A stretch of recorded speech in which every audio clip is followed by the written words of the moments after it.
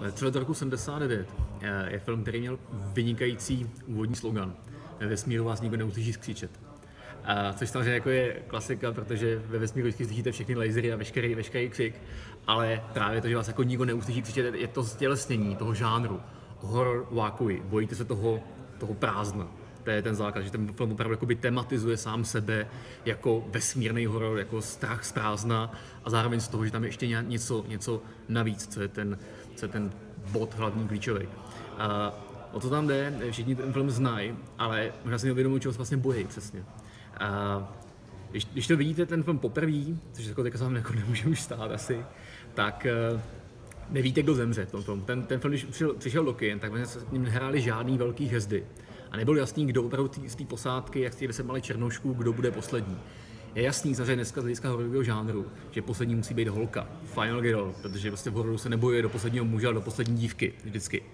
Proč? Protože jednak dívky jsou křehčí, víc se o ně bojíme, a jednak prostě většina hororů je hold o tom, že to monstrum je nějakým způsobem stělesnění nějakého sexuálního násilníka. Ten vetřelec prostě celý vypadá jako penis. Je to úplně jasný, že to prostě vidějí.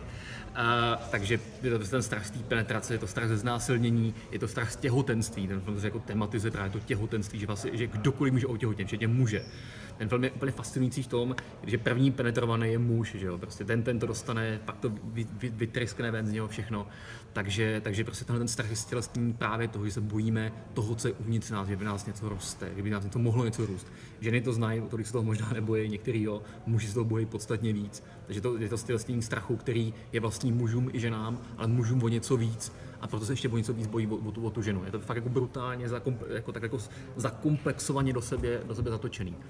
A ten film byl unikátní si době tím, že byl zároveň velmi realistický překvapivě v některých bodech, jako například ve zobrazování násilí, do té doby ty horory byly spíš jako stylizovanější.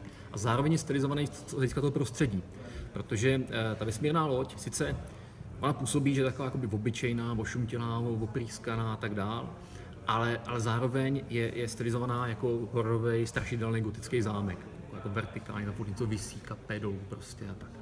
Takže je to takový jako bludiště, Minotaurův bludiště, ten Minotaurus vás jako honí, nahání a zároveň teda je to vesmírná loď, která je v absolutním protikladu k tomu, jak se do té doby zobrazovaly vesmírné lodě, že jsou jako sterilní, aseptický, hezký, takový jako technologicky to všechno jako pěkně bliká, tady to nebliká tak pěkně, je to jako mnohem vošklivější ten film.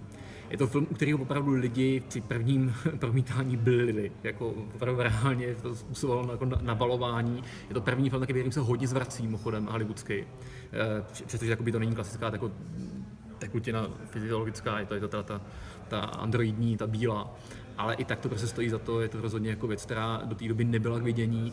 Je to film, který strašně stojí na takovým vizuálním stylu, který si Scott osvojil, režisér z reklám, a hodně to nějakým způsobem přibližuje kůži. Ten film je hodně o spocený kůži. Takže všechno tohoto tam je a když to člověk vidí po mnohokrátý, tak si myslím, že to stojí za to a je dobrý si ale pamatovat, že ten film je v podstatě takovej, není to úplně remake, ale je to strašně inspirovaný italským hororem, který se jmenuje Planeta upírů. A když ten film někdy uvidíte z 60. let od Maria Bavy, tak zjistíte, že se jako dost opisoval.